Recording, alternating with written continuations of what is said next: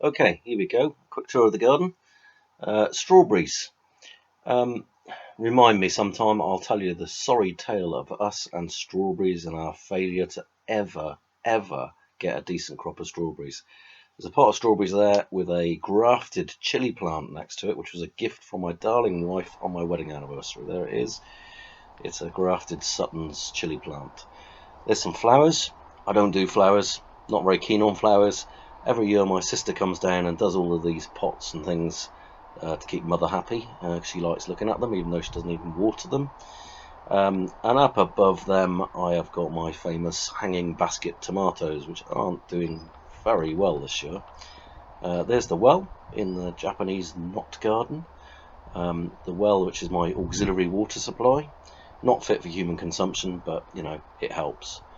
The main lawn with some apple trees. There used to be a long row of apple trees there, from which I usually manage to make a drop of cider every year amongst other apples. Up the path we go towards the shed and the main sort of driveway, and just in front of the shed you'll notice I've got some fairly big pots, but there's some blackcurrant bushes. I'm not sure how they ended up there. There we have some bush tomatoes. These are Romas, which I'm growing in pots this year. Not looking great, like the hanging basket tomatoes. Don't know what's gone wrong there. Some chilies, some leek plants ready to go in to replace the onions. More chili plants, surprise, surprise, and some French beans. Not enough room in the garden for French beans this year, so I thought I'd do them in pots. The big pile of logs, which should be split and stacked by now, but they're not. This is quite interesting. These are the logs I did last week, and you can see that the moisture has already started to drop from 40%. Anyway, on through the gate, another apple tree. We did a bit of hedge trimming on Saturday. We've got a lot of hedges, and sometimes it gets a little bit out of hand down there, and you end up getting attacked by brambles and goodness knows what hanging off.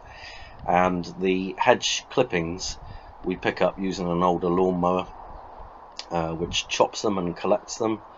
They then go off down to the main compost heaps in the wheelbarrow. There we've got the soft fruit section, which the old man would dearly love to put a fruit cage over. I can't be bothered because I'm not over keen on soft fruit.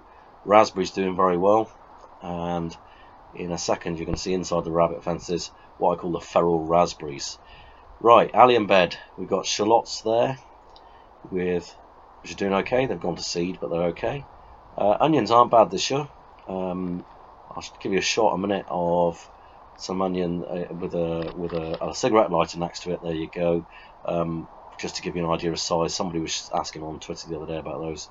Early leeks, a few parsnips, and the broad beans. Look at those beauties. Broad beans and peas in the bean bed. And we've already had 2 good pickings of peas. Runner beans look pretty atrocious this year, although the later ones are now coming through.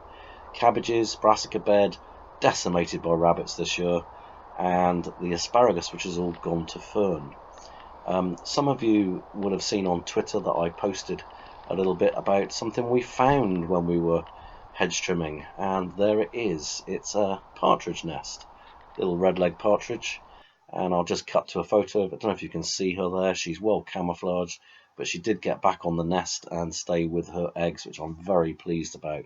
Never had partridge on this farm anywhere near here, about 3 miles to the nearest shooting of partridges where they've been released. So I'm overjoyed with that. Anyway, off for now. Bye.